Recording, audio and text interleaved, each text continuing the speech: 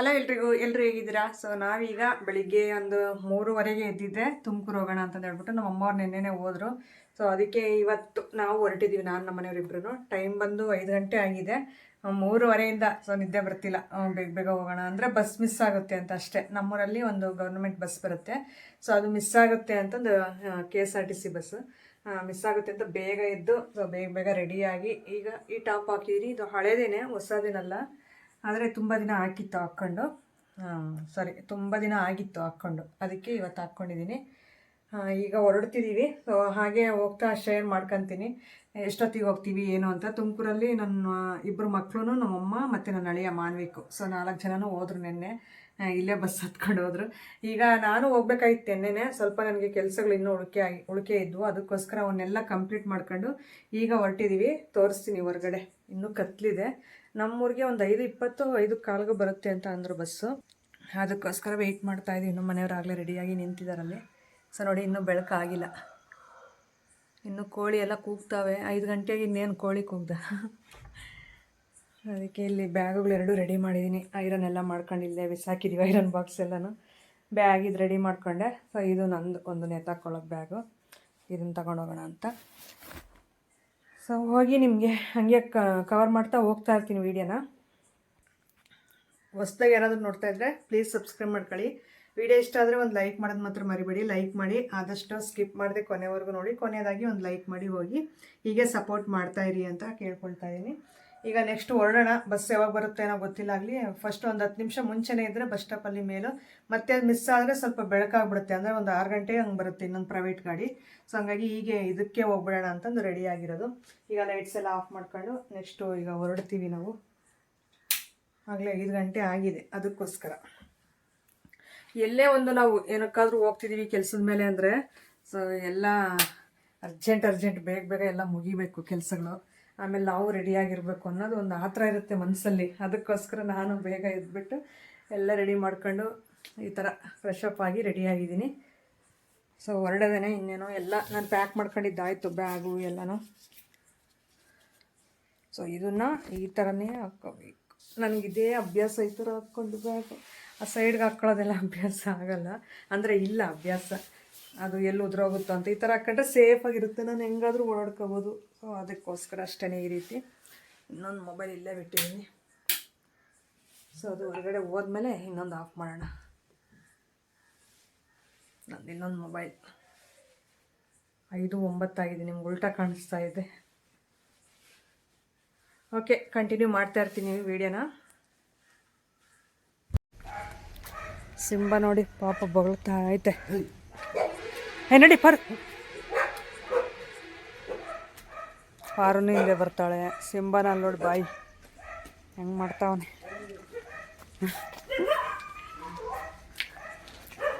ಎಲ್ರು ಎದ್ರು.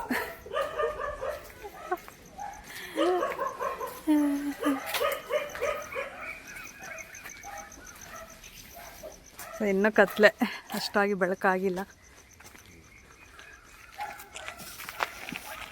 ಇವ್ರು ಯಾಕ ಮುಲಗ್ತಾವ್ರಪ್ಪು. ನಮ್ಮ ಊರಿನ ಹಾಲಿನ ಡೈರಿ ಅಲ್ಲಿ ಕಾಣಿಸ್ತಾ ಇರೋದು ಅದು ವಚನ. ಬಸ್ ಸ್ಟಾಪ್ವರೆಗೂ ಹಾಗೆ ಕಂಟಿನ್ಯೂ ಮಾಡ್ಕೊಂಡು ಹೋಗೋಣ ಅಂತ ಅಂದ್ಕೊಂಡ್ರೆ ನಾವು ಒಂದು ಸ್ವಲ್ಪ ಮನೆ ಬಿಟ್ಟು ಒಂದು ಸ್ವಲ್ಪ ಹಂಗೆ ರೋಡ್ಗೆ ಹತ್ತಿದ್ವಲ್ಲ, ಅಷ್ಟರಲ್ಲೇ ಬಸ್ ಬಂದುಬಿಡ್ತು. ಸೊ ಅಲ್ಲೇ ಕೈ ಅಡ್ಡ ಇಟ್ಟು ಹತ್ಕೊಂಡು ಬಂದಿದ್ದಾಯಿತು. ಸೊ ಹೆಂಗೋ ಸ್ಟಾಪ್ ಕೊಟ್ಟರು ನಮ್ಮ ದೃಷ್ಟಿಗೆ.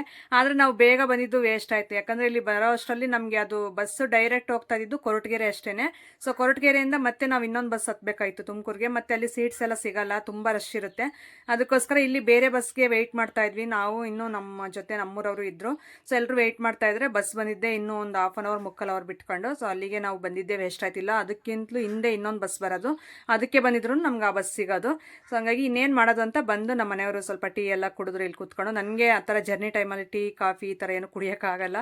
ಸೊ ನಾನು ಹಾಗೆ ಕೂತ್ಕೊಂಡು ಸ್ವಲ್ಪ ಹೊತ್ತು ವೆಯ್ಟ್ ಮಾಡ್ತಾ ಇದ್ದೆ. ಬಸ್ ಬರಲಿಲ್ಲಲ್ಲ, ಹಾಗಾಗಿ ಸ್ವಲ್ಪ ಚಿಂತೆ ಮಾಡ್ಕೊತ ಕೂತೀನಿ, ಇನ್ನು ಯಾವಾಗ ಬರುತ್ತೆ ಏನು ಅಂತ.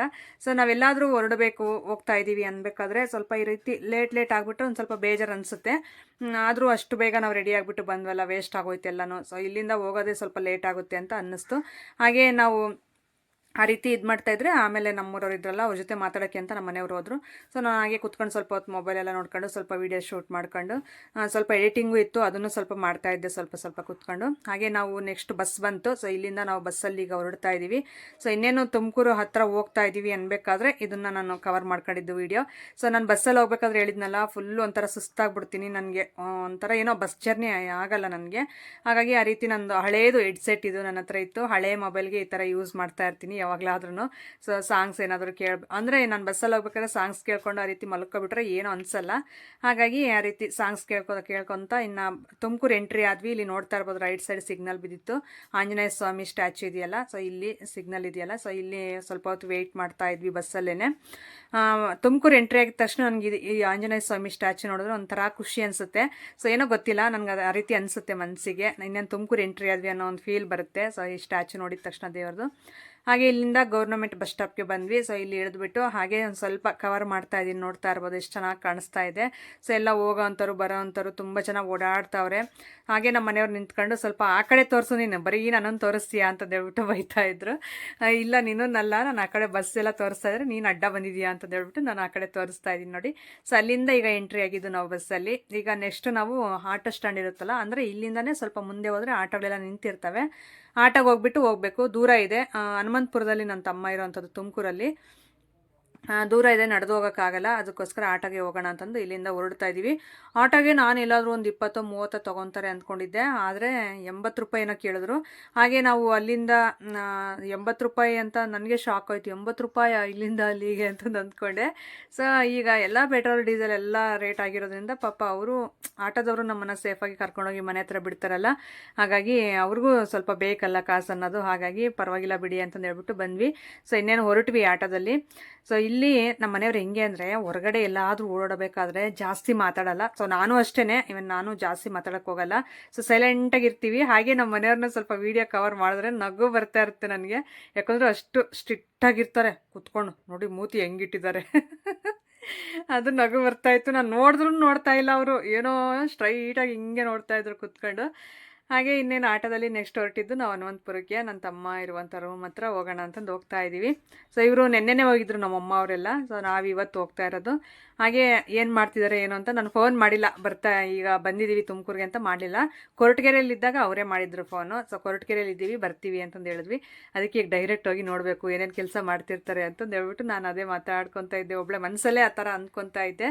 ನಮ್ಮ ಮನೆಯವ್ರ ಹತ್ರ ಏನೂ ಹೇಳಿಲ್ಲ.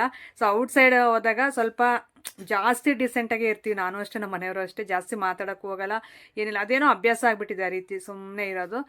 ಯಾವಾಗಲಾದ್ರೂ ನಾವು ಇಬ್ಬರೇ ಇದ್ದರೆ ಮಾತಾಡ್ಕೊತೀವಿ, ನಮ್ಮಿಬ್ಬರನ್ನ ಬಿಟ್ಟು ಇನ್ನೊಬ್ಬರು ಎಕ್ಸ್ಟ್ರಾ ಇದ್ರೂ ನಾವು ಮಾತಾಡಲ್ಲ, ಸೈಲೆಂಟಾಗಿ ಇದ್ಬಿಡ್ತೀವಿ ಇಬ್ಬರು ಅಷ್ಟೇ. ಸೊ ಅವ್ರಿಗೂ ಅದು ಅಡ್ಜಸ್ಟ್ ಆಗಿದೆ, ನನಗೂ ಅದೇ ರೀತಿ ಅದು ಅಭ್ಯಾಸ ಆಗಿಬಿಟ್ಟಿದೆ. ಸೊ ಗೊತ್ತಿಲ್ಲ, ಯಾರಾದರೂ ಒಬ್ರು ಎಕ್ಸ್ಟ್ರಾ ಪರ್ಸನ್ ಇದ್ದಾಗ ಸೊ ನಾವು ಓಪನ್ನಾಗಿ ಮಾತಾಡೋಕ್ಕೆ ಅದು ಆಗಲ್ಲ, ಇಷ್ಟ ಆಗಲ್ಲ, ಯಾಕೋ ಗೊತ್ತಿಲ್ಲ, ಮುಂಚೆಯಿಂದ ಅದು ಅಭ್ಯಾಸ ಆಗಿದೆ ಅದೇ ರೀತಿ. ಹಾಗೆ ನೆಕ್ಸ್ಟ್ ಹೊರಟ್ವಿ ನೋಡಿ. ಇನ್ನೇನು ಸ್ವಲ್ಪ ದೂರ ಇದೆ ನನ್ನ ತಮ್ಮನ ರೂಮು, ಅಲ್ಲಿಗೆ ಹೋಗಿದ ತಕ್ಷಣ ಶೇರ್ ಮಾಡ್ತಾ ಹೋಗ್ತೀನಿ. ಸೊ ಇಲ್ಲಿವರೆಗೂ ಕರ್ಕೊಂಡು ಬಂದ್ವಲ್ಲ, ಮೇಯ್ನ್ಗಾಗಿದ್ದರೆ 80 ರೂಪಾಯಿ. ಸೊ ಇಲ್ಲಿ ರೂಮ್ವರೆಗೂ ಕರ್ಕೊಂಡು ಬಂದಿದ್ದೀವಲ್ಲ 90 ರೂಪಾಯಿ ಕೊಡಬೇಕಾಗುತ್ತೆ ಅಂದರು. ನಮ್ಮ ಹತ್ರ ಚೇಂಜೂ ಇರಲಿಲ್ಲ, ಇರಲಿ ಬಿಡಿ ಅಣ್ಣ ಅಂತ ಹೇಳ್ಬಿಟ್ಟು 100 ರೂಪಾಯಿನೇ ಕೊಟ್ವಿ.